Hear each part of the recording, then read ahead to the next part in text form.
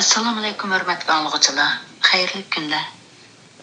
Yozuvchi Yasinjon Sodiqcho'g'larning Bahodirnoma nomli romanining davomini anglag'aysizlar.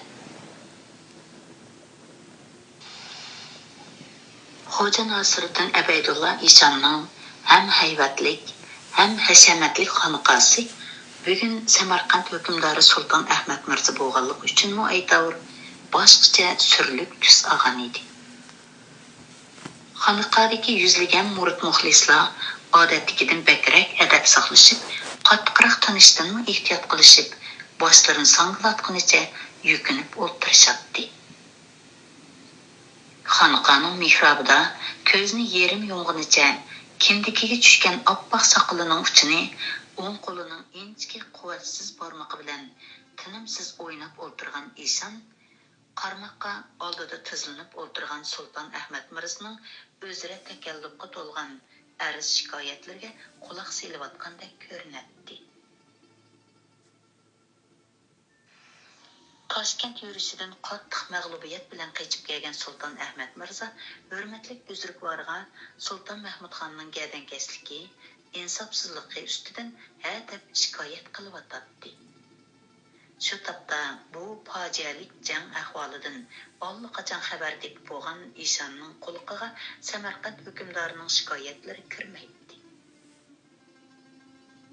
Buzrukvorning nasihatiga quloq solmagan murshidning ahvoli ana shundoq battar bo'ladi.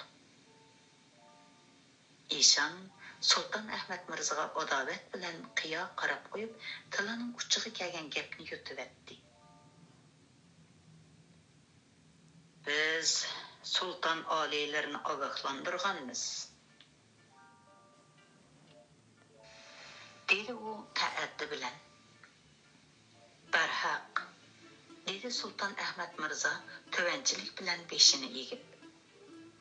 Cho'lchaqda ko'nglimizni takabburlik tumanlariga o'valashtirib qo'ygan ekan.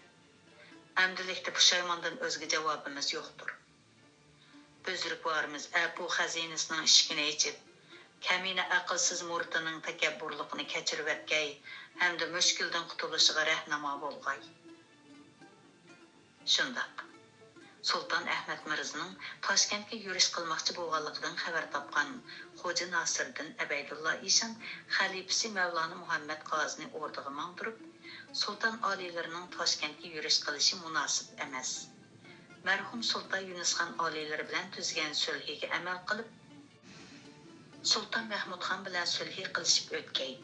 Ulardan sulton oliylariga tashvish yetmagandikin, oliylarining ularga tashvish yetkazishi loyiq emas deb so'z avatgan bo'lsa, Sulton Ahmad Mirzo Eshon pirining nasihatiga quloq solish bu yoqda tursin, Toshkent yurishiga otlanish vaqtida Eshon pirining dargohiga berib, duo ijozat elishni unutgan edi. Shu topda Sulton Ahmad Mirzoni Toshkent shahrining bo'sug'isidagi Chirdaryo jilg'isida tasvirligisiz talofat yetkazib, mag'lub qilgan Sulton Mahmudxon sarkard lashkarlarini boshlab, zo'r ishonch bilan Samarqandga qarab kelyotdi. Shu sababdan ilkida yovg'i taqobil turg'idek tuzuk lashkari qolmagan Sulton Ahmad Mirzo sarosimga tushib, pir buzurgi Xo'ja Nasiriddin Abaydulla Eshonning oldiga madad tilab kelgan edi. Eshon oldida yukinib o'tirgan Sulton Ahmad Mirzoning mushchib ketgan bastiga echinish bilan nazar tashladi. Uningga mushuning o'zi kifoya edi. Mavara Unnahir hukmdorining oldida tizlanganicha cho'mishib o'tirishi uning shuhratini texmi ashratdi. Shunga u Sulton Ahmad Mirzoga yana adovat saqlashni ravo ko'rmadi. Gelini qirib, xonaqaning jimjitligini buzdi.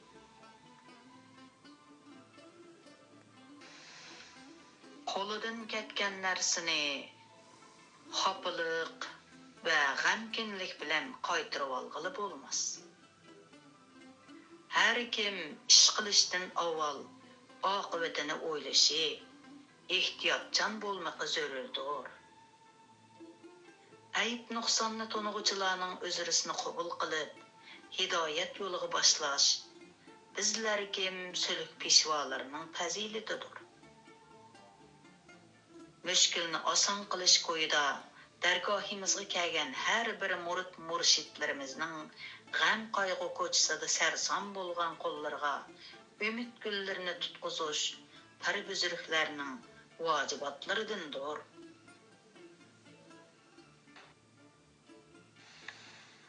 Janobi xon oliylari zinhor tashvishlanmagayla. Oyig'imdan shamol o'tishibla turadi ekan, Samarqandga yuzlangan ul ofatni dabiy qilib, aziz boshlarini g'am andishlardan xalos qilg'ayman. O'ziga ishongan holda cho'ng so'zlab Sulton Ahmad Mirzoga va'da berib atgan Xo'ja Abaydulla Ishonning ko'z oldidan uzoq yili Toshkentga borganda Xonzoda Mahmudxon bilan ko'rishgan ahvol lip qilib o'tdi. Shu chog'da bir-biriga qilich tanglashib turgan qaynota, kuyovul, og'i inidan iborat 3 hukmdorni bir parcha kigizning ustida o'ltirg'izib, sulhiga agilib, Toshkentni fojialik qirg'inda saqlab qolgan Xo'ja Abaydulla Ishon Sulton Yunusxonning taklifi bilan Toshkentda bir necha oy turib qolgan va bu jarayonda fursatni chin tutib, sulh targ'iboti ilib borgan edi. Bir kuni u xonaqoda vaz targ'ibotlarini oxirlashtirib turishiga bir necha so'pi darvishlar Xonzoda Mahmudxon ustidan shikoyat qilib qoldi. Sulton Yunusxon oliylari haqiqatan esil fazilatli podshoh. Ammo Xonzodasi Mahmudxon bo'lsa, ajoyib takabbur ham cho'ngcha odam bo'ldi. Uning oldida na cho'nglarning hurmati, na kichiklarning izzati yo'qdir. Barhaq Ul Xonzoda xon otasidan boshqa hech kimni ko'zga ilmaydi. Toshkent ko'chasidan xuddi baygi maydonida mangandek ot choptirib o'tadi. Etining oyog'ida dassilib ketib qolgani odammi, hayvonmi zinhor kori yo'qdir. Xo'ja Abaydulla Ishon Xonzoda Mahmudxon bilan bir qancha qitim tarafbolli ko'rishib qolgan edi. Dadasi avliyo Pirazam bilib oldidan to'g'ri o'tmaydigan bu sulh peshvasiga Xonzoda ancha e'tibor qilib ketmagan edi. Muridlarning shikoyatlari Ishon uchun ancha yangilik emas edi. U gelini qirib qo'yib, razmin ohangda eg'iz ochdi. O'zini kuchlik chog'lab, o'zgalarni xor ko'rgan, qudrat da'vosi qilgan kishi Tangrining ulug'ligini bilmas. Kishining o'z xiyolidagi kuchlikligi xuddi shamol uchirgan tuproqqa o'xshaydi. Dunyo hodislar dunyosidir. G'aflat uningga ko'ngil bog'latadi. Olam umrga o'xshash bevafodir. Uning rohatiga ishinib ketish, mansab martabasiga toyinib o'zini cho'ng tutish, takabburlik qilish xatodir. Elg'u Sulton Yunusxon oliylardek diyonatli podshohning shahzodasi ekan, katta bir elning hukmdori bo'lgan taqdirdami, undaq takabburlarni etikada to'pitosh tutqazaman. Takabburlik va cho'ngchilik faqat yegona Tangriga xosdir. Bandining bandiga takabburlik qilishga haqqi yo'qdir. Bu degan gunohi kabirdir. Ul Xonzodaning takabburlik qilgudek nemisi bor? Saodatman tariqat ahli. Savr qilvaysizlar. Savr eng go'zal fazilatdir. Savrlik kishining murodi hosil bo'lg'ay. Men necha vaqtdan beri kuzatdim, ko'rdim, his qildim. Garchi Xonzoda ashundoq takabbur, cho'ngchi bo'lsa-mu, hamon ulbat qo'yini tashlab hidoyat yo'liga mangdi. Qarab turinglar. Bu so'zimning dalilini ko'rib qolasizlar. Xonzoda Mahmudxon ustidan shikoyat qilishgan so'pi darvishlar boshlarini egishib, Pirbuzrukning so'zini quvvatladi. Haq, Ishonpirimiz janobi Tangrining do'stidir. Kashfu karomatlari har nakishining niyat iqboldan har qachon bishorat berir. Shu asnoda Mavlona Muhammad Qozi Xonzoda Mahmudxonni xonaqoga boshlab kirib keldi. Mahmudxon bo'sug'ida turib avval ishonga, ondan o'ltirgan jamoatga salom berdi va ishonning o'ltirishga ijozat berishini kutib, qo'l bog'lig'icha o'ri turdi. Uning bu qadar hurmat tavazu bilan adab saqlab turganini ko'rib, texi yelili dodxo'rlik qilgan so'pi darvishlar hayron qoldi. Va alaykum assalom. Qani joy olsizlar xonzoda. Xo'ja Abaydulla Ishon xonzoda Mahmudxonning salomini ilik olgan bo'lsa-mu, lekin alohida iltifot ko'rsatib, yana o'ltirishga taklif qilmadi. Ishon hazratimning himmatiga hashqallah. Xonzoda Mahmudxon shundoq deginicha bo'sug'i tubidagi bo'sh o'ringa yukinib o'ltirdi. Xo'ja Abaydulla Ishon xonzodaga anglatish uchunmi aytavur, gelini qirib qo'yib, yana vaz boshladi. Ey ahli ummatlar, ey sadoqatman tariqat ahli. Ogoh va dono bo'linglarki, inson guruhining yoritilishidagi g'araz butkul olamning parvardigori bo'lgan Tangrining muhabbatidan iboratdir.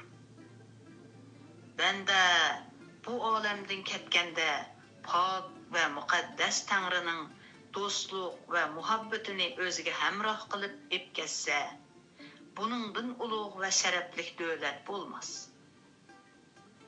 Insonning ko'ngli zaminga o'xshash bo'lib, bu zamin gunoh axlatlardan pok bo'lgandila, ondan Tangri muhabbatining urug'ini terishga loyiqlashgan bo'ladi. Demak, Janobi Ahdiyat huzuriga yetishga ishtiyoq bog'lagan talabkorlar ko'ngil maydonini gunohning xas-xashaklaridan poklasin. Ko'ngilga taalluq 4 gunoh bordir. Uning birinchisi Tangri Taologa sherik keltirish. Ikkinchisi Xudoy Taoloning rahmatidan noumid bo'lish. Uchinchisi Xudoy Taoloning g'azabidan xotirjam bo'lish. To'rtinchisi gunohni halol deb bilish. Tilga taalluq 4 gunoh bordir. Ular yolg'on aytish va yolg'on qasam qilish. Haq-nohaqni ayirmaslik. Iffetli kishiga tuhmat qilish. Sehr afsun qilish.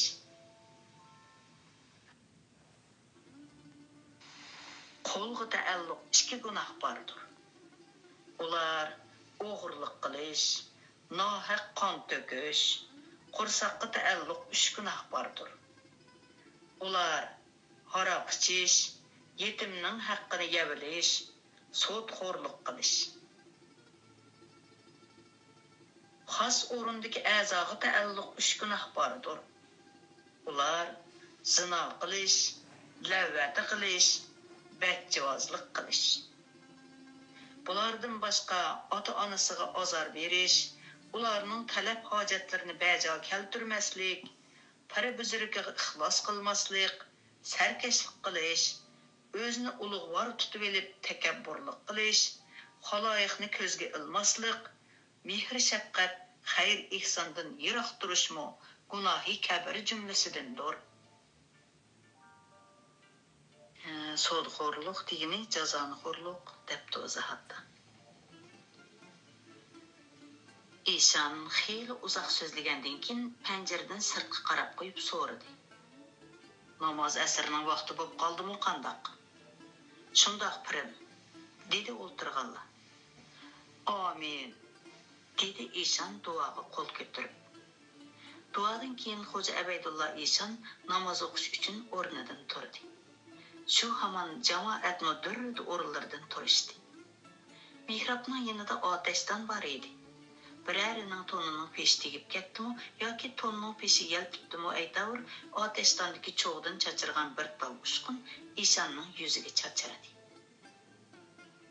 Otashdondagi cho'g'ni to'pi bilan ko'mib etinglar, dedi Ishon mag'zini silab turib.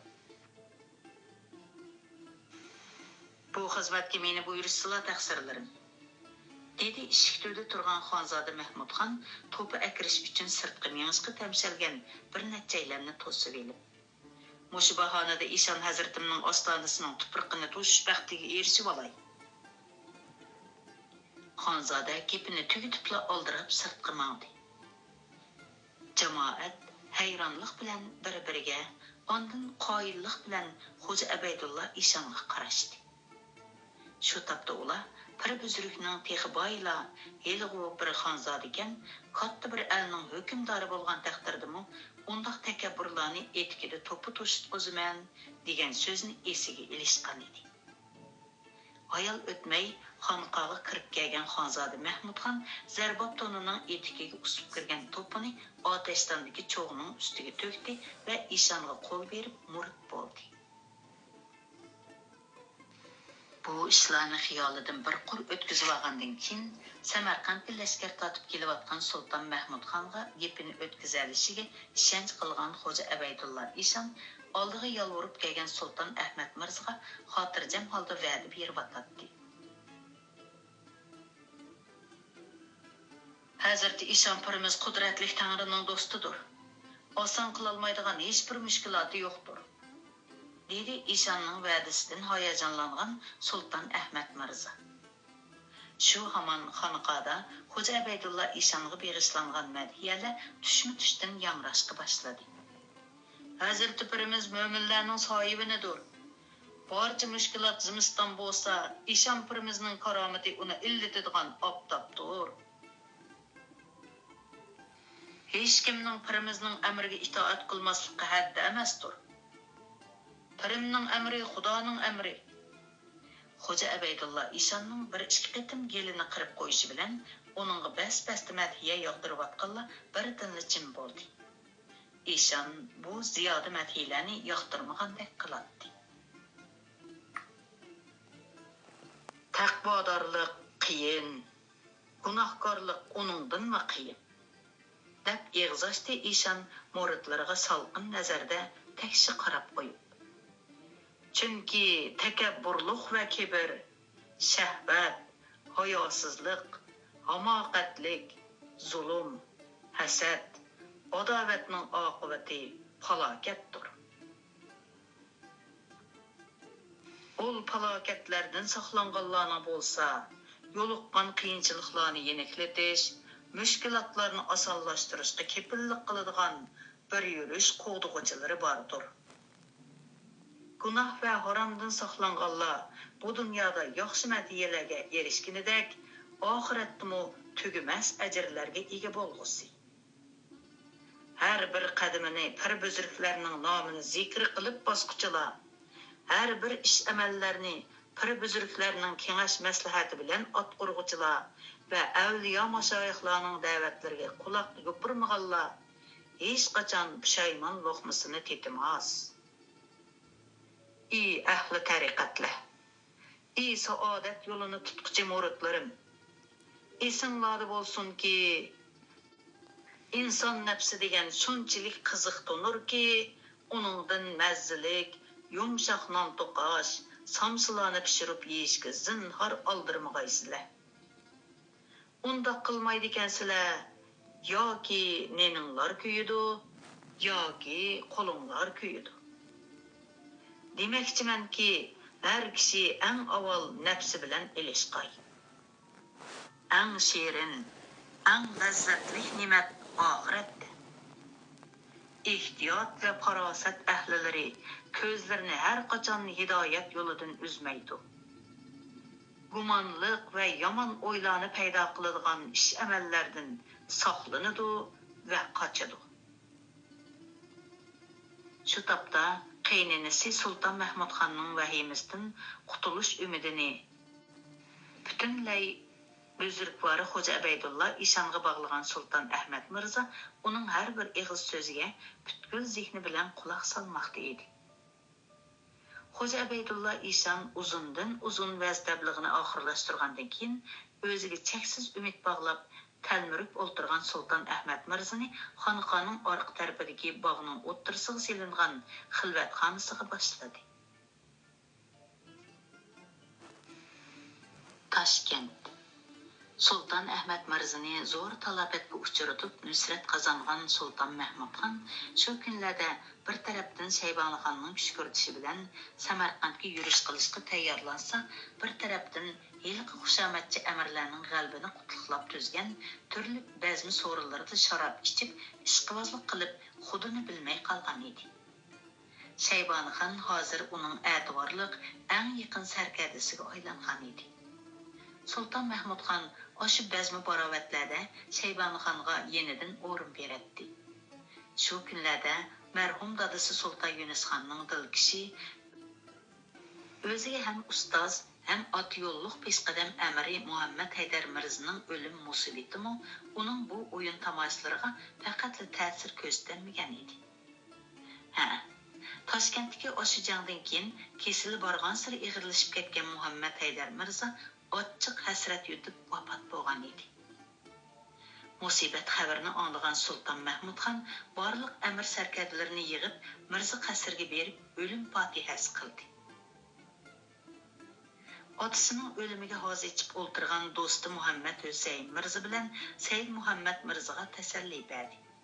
Ammo meyit namozdan yenibla udul heliq xushomadchi amirlar tuzgan bezmi so'riniga yugurdi. Dadasi Sultan Yunusxonning o'limiga uzoqroq qorliq tutishga toqat qilolmagan yosh sultonning bu qiliqidan kim og'rinsin?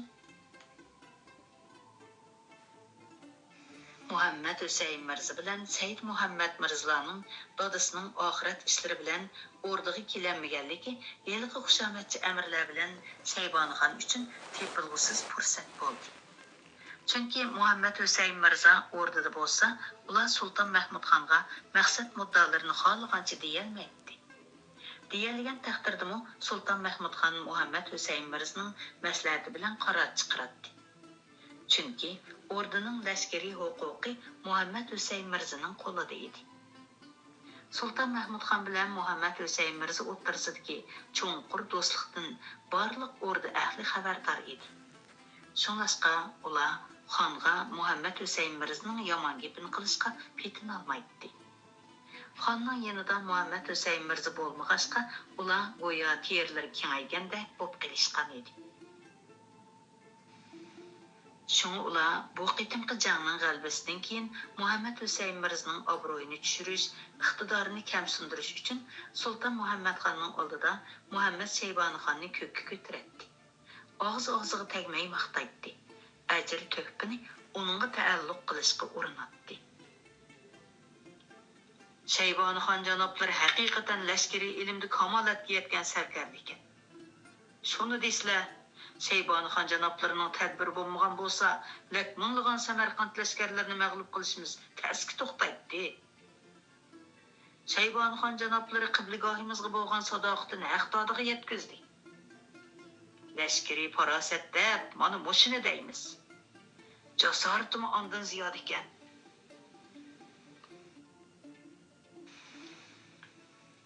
Yo'qso, deydi Shaybonixon kamtarlik qilgan bo'lib. Növbeti kelganda ularni maqtab. Janobi amirlar ziyoda maqtab etdi. Har birlarining aql farosati ham shir masallik jasorati bo'lmagan bo'lsa, ul qudratlik yovga taqobil turmoq basi mushkul edi. Hammadan xon oliylari xalqliq paytda o'z bilan o'zgining ahvolini oqillarcha mo'lcharlab dono qaror chiqadi. On hazratim jahon sultonlarining sultoni bo'lishga munosibkan. Kaminlari garchi koltipam odam bo'lsammi, oxirgi hisobda posibon tanlashda eziqmag'inimdan to'limi mamnunman. Ori deyishdi hilqi xushomadchi amirlar. Qudratlik panohgohimiz jasorat ahlining emas, aql farosat ahlining yagona sarkardasi. Almisoqdan tortib to hozirgacha janobi qiblagohimizdek donishmand hukmdor bu iqlimda tex ko'ralmagan. Lahanga ko'l, yo'lvosqa o'rmon zinhor xo'p kelmas. Deb o't quyruqlik qilg'ash asli muddasiga yaqinlashishga boshladi Muhammad Shaybonixon.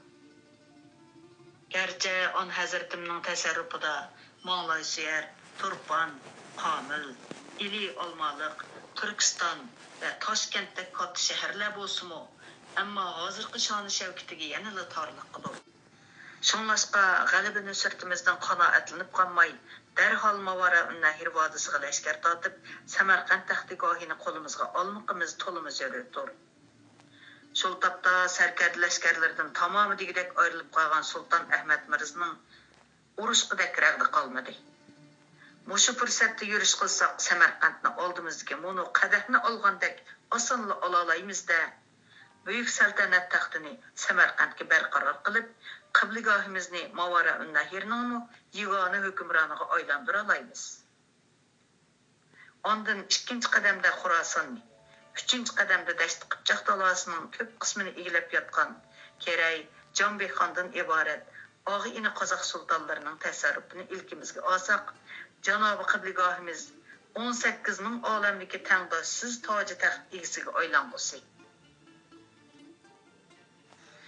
Şarap kayfidan xudini yo'qotgan Sultan Mahmud Xonga bu so'zlar tasvirligisiz hayajon bag'ishladi.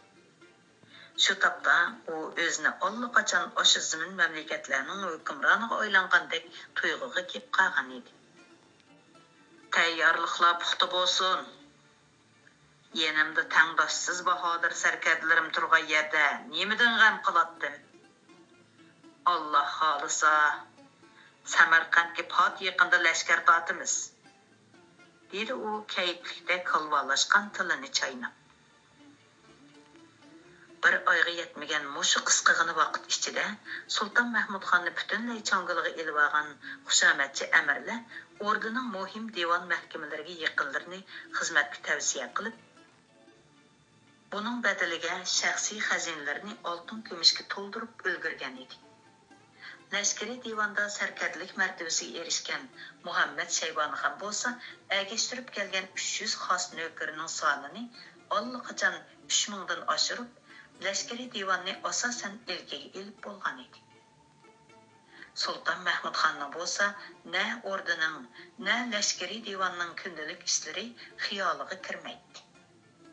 Atiganlari Qobulga xolis chiqatdi, xolimisi chiqmaydi. Turli ma'lumotlarni shohnishinga chiqmay, xos hujrasida chala puli ko'rib, osha xushomatchi amirlarning bir taraf qilishiga buyurdi. Farmon yorliqlarni ba'zi ziyofat so'rinlarida imzo qo'yadi. Bugun Sultan Mahmud Xon o'rnidan turganda kun allaqachon chaqishga vaqti bo'lib qolgan edi. Kechich ichgan sharobning ta'siridan beshi lo'qildab og'riyotdi. Dasturxonga keltirilgan noshtaliklarga ishtihosiz nazar tashladi. "Dog'ab keltir, qo'ymi usab ketdi", dedi u paygada qo'l bog'lab turgan Bekovuldakka qarab. "Noshtaga dog'ab istila, so'g'uqlari eshib, aziz tanlari zaiflashib qolarmikin? Mono qirg'ovul sho'rpisini qiziq ichpaslar mizojlari taqchilatdi." Sultan Mahmud Xon Bekovuldakka sat gülaydi. Qo'rqib ketgan Bekovuldek darhol gurishdek ushoq cho'qilgan muz donchalarga qetiq aralashtirib, birchini dog'ab tayyorlatqizdi. Dog'abni gupildatib ichgan Sultan Mahmud Xon qizib turgan yuragi yoshirib, xeyli rohatlandi. "Navot sirnisi aralashtirib, yana birchini dog'ab keltir", dedi u Bekovuldakka. "On hazratimning asablarini oqshom ichgan sharob chigibopti. Dog'abning o'rniga bir opqur muzdek sharob ichsalar, to'liq yeshilib ketadilar", dedi dasturxonning bir chetida o'ltirgan qora divon amiri Mirza Ne'mat Pasha xushomat qo'yliq bilan ejib. Bugun xonning ko'nglini ichish uchun shahar sirtidagi daryo bo'yiga joylashgan havoliq beg'ida so'rin tayyorlagan Mirza Ne'mat Pasha atigandala o'rniga kelib kutib turgan edi. Sharobning gapini anglab, Sultan Mahmud Xonning xumori yana qo'zg'aldi. Og'ziga suv yig'ilib, yeli qimildadi. Shundoq u kunda sharob ichmasa turolmaydigan holatga kelib qolgan edi. Buni sezgan xushomatchi amirlar navbat bilan so'rin tuzib turadi. "Shundoq qilaymi ya?" dedi Sultan Mahmud Xon ko'zlarini xumalashtirib. Qeyri Bekovuldek xonning noshtada yana sharob ichishini to'smoqchi bo'ldi-yu, ammo jur'at qila olmadi. Yerning tegidan Mirza Ne'mat Pashaga norozilik bilan qarab qo'yib, xonning xos sharobchisini sharob qo'yishga buyurdi. Ma'lum bo'lg'ay, Sultan Mahmud xon bemezgil kirib kelgan Hudaychibekka xushyoqmagan holda nazarini og'dirdi. Nemish? Mevlana Muhammed Qozi Hazretleri ko'rishni iltimos qiladi.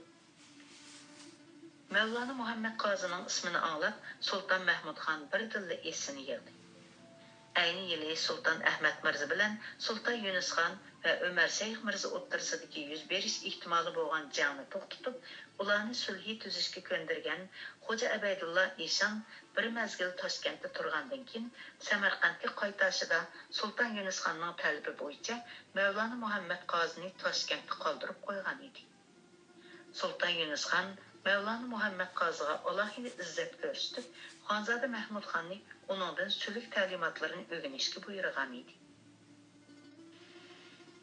Onun sizmo Xonzoda Mahmud xon ko'p qirliq bilimga ega ham notiq Mevlana Muhammed Qozi bilan allaqachon yaqinlashib bo'lgan. Uning vasitasi bilan sulh peshvosi Xo'ja Abaydullah Eshonga qo'l berib murid bo'lgan edi. Shu sababdan Sultan Mahmud xon Mevlana Muhammed Qozini Xo'ja Abaydullah Eshonni hurmatlagandek hurmatlaydi. Har doim ismini atashga to'g'ri kelsa, Pirim, Buzrukvarim deb tilga oladi. Pirimiz Samarqandga ketgili xeyli bo'lgan edi, dedi Sultan Mahmud xon chiroyiga tabassum yugurdi. Muborak qadmi dargohimizga yana yetibdi-da. Buzrukvarimiz Toshkentga qachon kelibdi? Hudaychibek qo'l bog'lig'icha javob berdi. Oqshom kelgan chig'i o'rniga bomdoddan keyin kirgan. Mushu vaqt bo'g'ichi nemishqa xabar qilmadi? Dedi u terkib. Eshon pirimizni soqiltib qo'yma, adabsizlik qilibdiq mana. Qibligahimizning shirin uyqusiga daxli yetkazishga petinolmadik. Dedi Hudaychibek aybkorlik bilan beshini egib. Darhol boshlab kir. O darhol kayniga yongan Hudaychibekni chaqirib to'xtatib oldi. Eshon pirimni yana mang'ussam adabsizlik bo'g'dak. Oldig'ili chiqay. U sharobchi Patnosda ikki qo'llab tanlagan haqiqiy jamdagi sharobga qarabmi qo'ymasdan darhol o'rnidan turdi-da, dastarpeshning yordamida shohona to'n sarpoylarini kiyib, jabdunib oldirab sirtqa qarab mangdi. Assalomu alaykum. Buzrukvorimning muborak qadimiga marhaba. Sultan Mahmud xon Mevlana Muhammed Qozining oldiga ildam kelib, avval qo'sh qo'llab ko'rishdi, ondan to'nining peshini tavob qilib, ko'ziga surtdi. Muborak poyi qadamlarining dargohimizga yetganidan mahramlar vaqtida xabar bermay, soqiltib qo'yibdiman. Beadabligimni kechirgayla, dedi Sultan Mahmud xon. Yo'qsa, xon oliylari saltanat ishlari bilan oldirashtirsalar, bunchalik kutishni qandoqmi aybga buyrug'ili bo'lsin. Mevlana Muhammed Qozi bir necha daqiqa turib olgandan keyin gapini davomlashtirdi. Oliylarning g'alabini sirtini vaqtida qutlay olmadim. Janobi Pir Buzrukvorimizning duosining sharofatida g'animlarning shikastidan g'olib keldik, dedi Sultan Mahmud xon kerilgan holda. Tushma hal bo'lay deb qopdi. G'izolang'ash muloqotda bo'lsa qandoq deydilar Buzrukvorim? To'la obdan. Kaminlarimo Janobi on hazratim bilan xos muloqotda bo'lsam degan orzudimi? Xo'ja Abaydullah Eshonning topshirig'i bilan Samarqanddan oldirab yetib kelgan Mevlana Muhammed Qozi shu topdan Sultan Mahmud xon bilan pinhon suhbatlashishga oldirab turibdi. Shunga u Janobi on hazratim bilan xos muloqotda bo'lsam degan orzudiman degan so'zni alohida urg'u bilan aytdi. Sultan Mahmud xon uni o'rdi beg'idagi ko'lning bo'yiga joylashgan salosulliq ravoqqa boshlab dasturxon solg'izdi. Mevlanaga salom berishni bahona qilib, ilgirki yetib kelgan Ne'mat Pasha, Muhammad Shaybonixon qatorliq amir sarkarlarni Mevlana Muhammed Qozi bilan ko'rishtirib bo'lib qaytarib etdi. Ularning yanida sadoqatman Qeri Bekavul beklar qo'l bog'lab turibdi. Ular dasturxondagi turli noz-ne'matlardan ozla baxsıla deyishib tanlab yegandan keyin doğru dərməklər bilan dəmləngan xushpıroq choydan o'tlag'ach rasmiy suhbatga tushdi. Hazreti İşampırımız xan aleylarga köpdən köp duayı salam yolladı. Dedi Mevlana Muhammed Qazi söhbətni əsli muddasıga yaqinlashtirishga tirishib və qo'ynidan bir tiziq kahrivo tasvini elib Sultan Mahmud xonga qo'sh qo'llab tangladi. Hazreti İşampırımız necha yildan beri tutgan ushbu tabarruk tasvini aleylarga yodgor qildi. Hazreti İşampırımızning himmatiga ming tasanno. Dedi Sultan Mahmud xon das o'rnidan turib, u tasvini qo'sh qo'llab elib, avval peshonasiga tekkizib tavob qildi. Ondan söyledi. Bütkül Mavara Nahir vadisida tariqat sulkining peshvosi sanaladigan Xo'ja Nasriddin Abaydullah Isonning tasvi in'om qilishi, yana kelib uzun yil yenidan ayirmay kelgan tabarruk tasvini in'om qilishi Sultan Mahmud xonni qattiq hayajonlantirib etgan edi. Chunki tariqat pirlari odatda muridlarga hosi in'om qiladi. Muborak hosiga erishish muridlarning darajasining yuqori ko'tarilganligining belgisi bo'lib, bu murid muxlislar uchun oson erishgili bo'lmaydigan katta sharaf sanaladi. Tasvir bo'lsa, ishonliq ershadnomasi bilan barobar edi. Mevlana Muhammed Qazining vositasi bilan Xo'ja Abaydullah Isonga qo'l berib murid bo'lgan va tariqat ilmidan xeyli atrofliq ta'lim olgan Sultan Mahmud xon buni obdan biladi. Shu sababdan u tasvirni ko'rib qattiq hayajonlanib ketgan edi.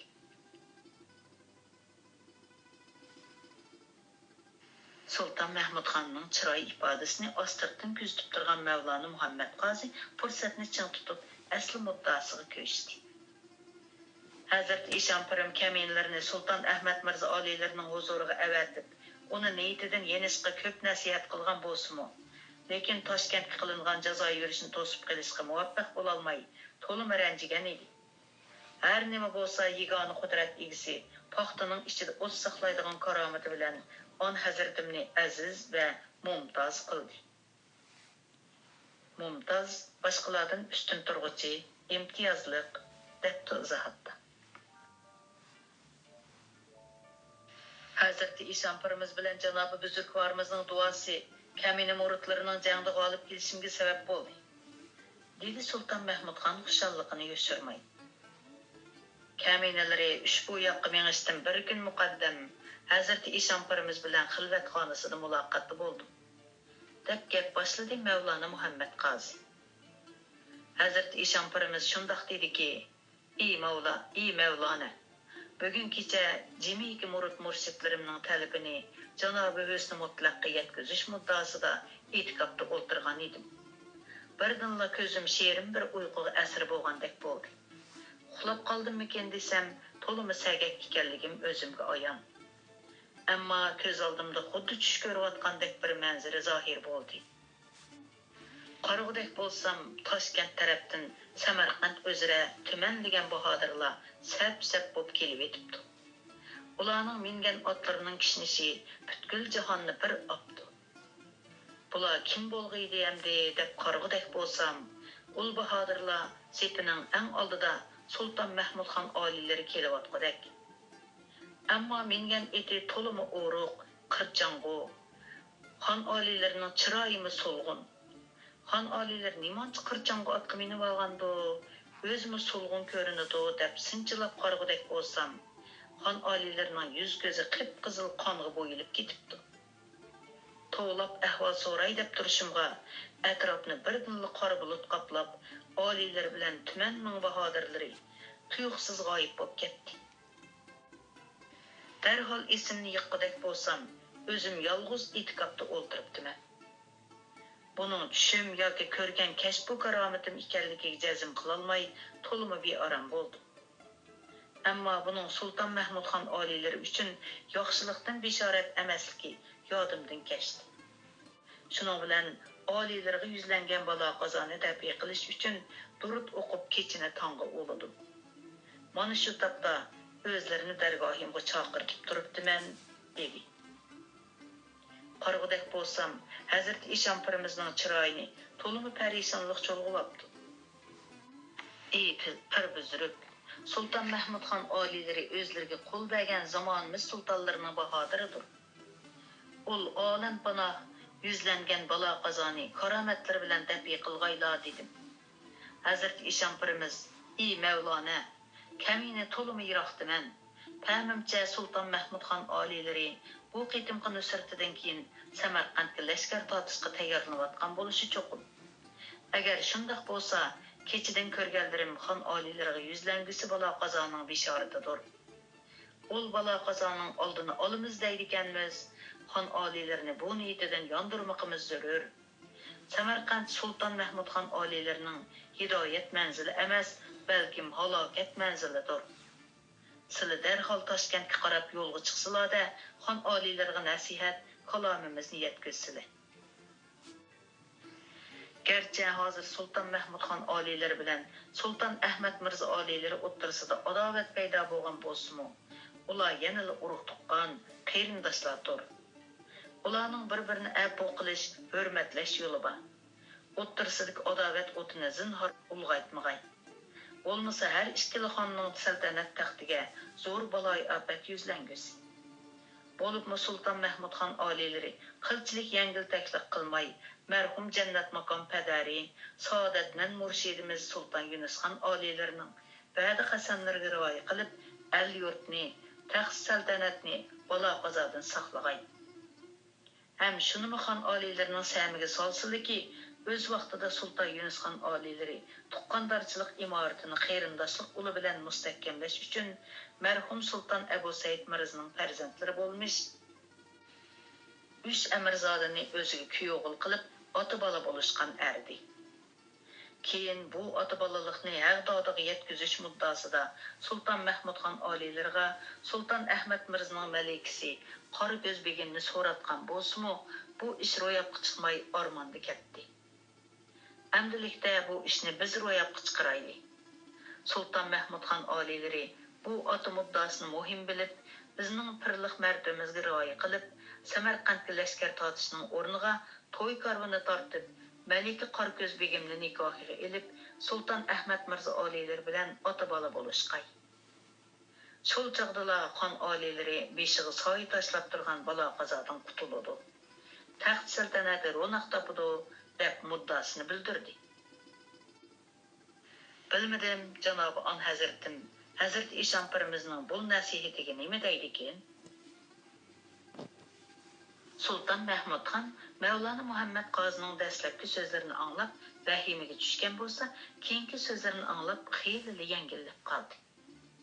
Öz vaqtida dadasi Sultan Yunus Xonning Malika Qoragöz begimni kelin qilib olish muddasini bildirib, merhum Muhammed Haydar Mirzani Samarqandga elchilikka avatganidan xabari bor edi. Keyin bu to'y ishini Sultan Ahmad Mirzaning rad qilganligini anglab, afsuslangan, ko'nglida adovat paydo bo'lgan edi. Bu qitim uning Samarqandga lashkar tortishga oldirishimi yana bir tarafdan Malika Qoragöz begimning vasliga yetish tashnoligi muhim sabab bo'lib qolgan edi. Mana amdilikda bu ishni pir buzurgi Xo'ja Abaydulla Ishon orig'i silib atdi. Shu topda uning ko'z oldiga Samarqand bilan Qoragöz begim zohir bo'ldi. Biri katta shahar, yana biri zamonasining tangdoshsiz go'zali edi. Biroq u faqat birini tanlay oladi. Birini tanlasa, yana biridan mahrum qoladi. Lashkar tortib berib, her ikkilisiga erishish orzusini Hazrat Ishon Pirbuzurgi bir kechada etkabda o'ltirib, ko'ngliga oyon bo'lgan bishorat orqali ko'pikka aylantirib o'tgan edi. O xohi Hazrati Xo'ja Abaydulla Ishon bo'lsin, xohi oldidagi muni xushchiroy, farishta sifat ustozi Mavlona Muhammad Qozi bo'lsin, har ikkilisining so'zlarini bekmi muqaddas biladi.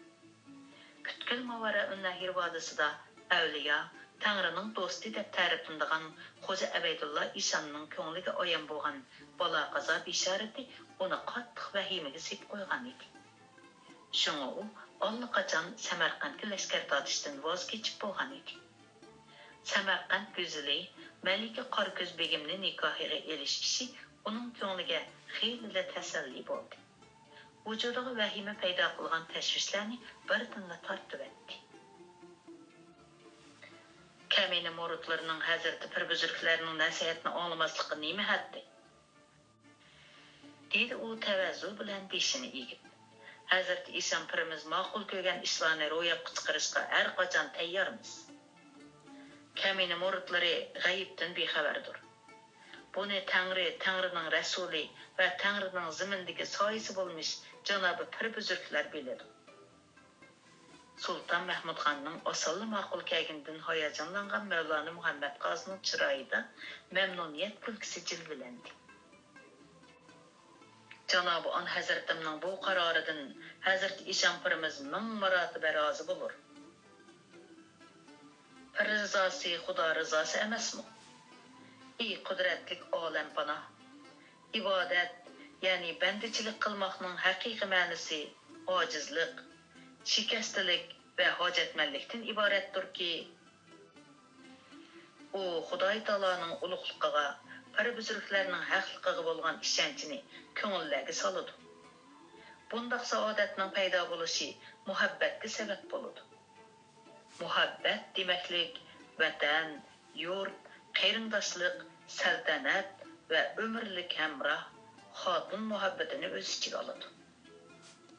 Janobi Xon oliylarga sir qolmasinki, Hazrati Ishon Pirimiz har qachon kamtarlik bilan ko'rgan kashfu karomatlarini tush bilan bayon qiladi.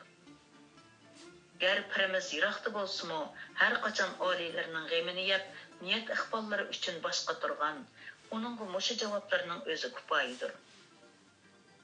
Xo'sh, kaminlar qaytay. Sultan Ahmad Mirzo oliylari tarbiyalik ishlarni Hazrati Ishon Pirimizga qo'yib bergaylar. Hamda mumkin bo'lsa, ishonchlik amirlardan birini kaminlarga elchi hisobida qo'shib bergaylar. Elchilikka kaminlarning yaqin oshnosi Muhammad Husayn Mirzoning boshqasi bekor, dedi Sultan Mahmud Xon o'ylangan holda. Lekin u hozir bu ishga buyurmoq sal be'ab. Nima dedilar oliylari? Deb so'radi Mavlona Muhammad Qozi cho'chib. Amir Muhammad Haydar Mirzo qazo qilib ketdimi? Shundoq Pirim, dedi Sultan Mahmud Xon qayg'urgan holda. Aslida bugunla Samarqandga qaytib Hazrat Ishon Pirimiz topshirgan vazifaning javobini boldurroq yetkazay dedim. Endi aytmoqsam bo'lg'adik. Hozir marhumning qabrisini ziyorat qilib, amirzodlarga tasalli berib kelay. Pirimga amroh bo'lib billa boray, dedi Sultan Mahmud Xon. Ular taomga qisqili duo qilib o'rinlardan turishdi. Atisi Muhammad Husayn Mirzo Mavlona Muhammad Qoziga hamroh bo'lib 40 to'gilik sovg'a salom bilan Samarqandga elchilikka mangdi. Shundoq qilib Xo'ja Nasriddin Abaydulla Ishon Sultan Mahmud Xonning Samarqandga qiladigan lashkariy yurishini muvaffaqiyatli to'sib qoldi va Malika Qorko'z begimni Sultan Mahmud Xonga nikohlab berish orqali ikki hukmdor o'rtasidagi o'sh adovatni vaqtliq pasaytdi.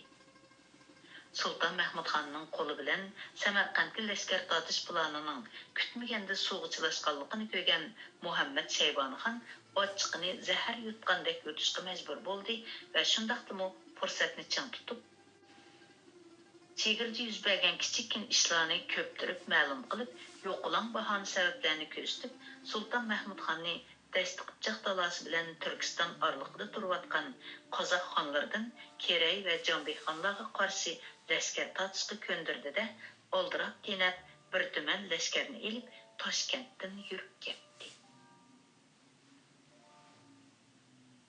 Hurmatli anglovchilar, bugun kitobni mushakcha o'qib beray. Ko'ngil qo'yib anglag'anlarga rahmat. Xayr xo'sh, aman bo'lgaysizlar.